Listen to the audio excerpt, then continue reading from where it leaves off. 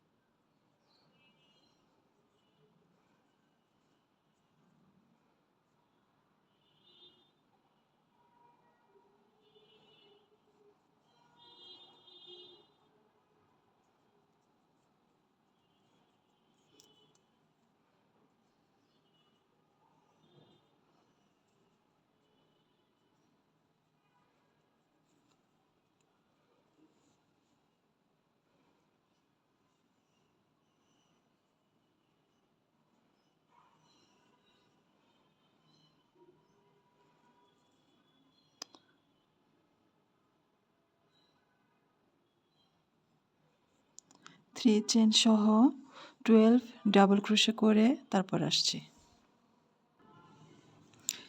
এখানে total 3 chain সহ 12 double crochet নিয়ে নিয়েছি। এখন এটা একটু ঘুরিয়ে নিব। ঘুরিয়ে নিয়ে এই যে পরের চেনটা যে আছে সেই চেনের মধ্যে একটি স্লিপ স্টিচ দিয়ে দিব।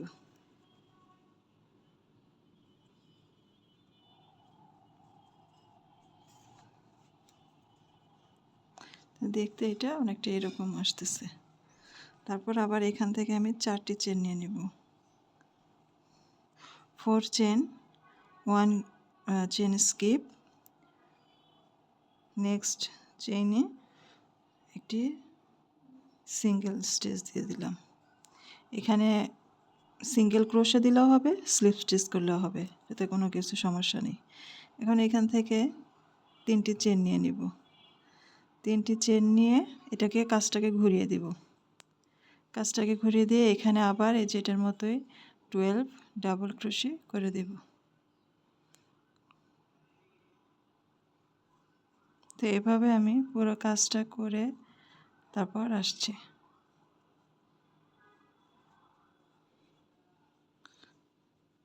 সম্পূর্ণ কাজটা এখন আমি শেষ করে তারপর আমি এটাকে দেখাচ্ছি ফাইনাল লুক কেমন আসে। তো আমি কাজটা একদম শেষ করে তারপরে চলে এসেছে। এখন এটাকে ঘুরিয়ে দিয়ে এই যে পরের চেনটাতে এখানে আটকে দেব।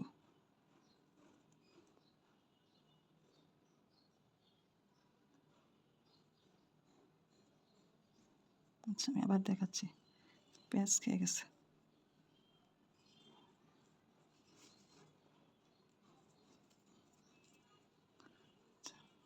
এখানে যে পরের চেনটি আছে সেখানে এটাকে স্লিপ স্টিচ দিয়ে এখন এটাকে কেটে দেবো। একটা চেন নিলাম, চেন নিয়ে একটা সিকিউর হয়ে গেল।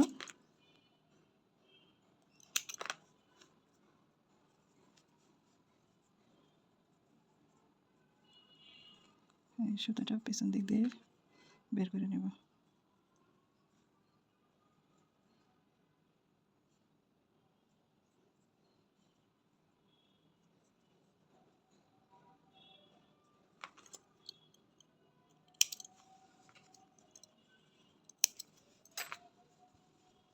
তো হয়ে গেল, এটা একটি ফ্লাওয়ার মোটিভ। এটা বাচ্চাদের ড্রেস বা যে কোনো ইয়েতে এটা সাজানোর জন্য বা এটার ডেকোরেট করার জন্য খুব সুন্দরভাবে এটাকে ইউজ করা যাবে।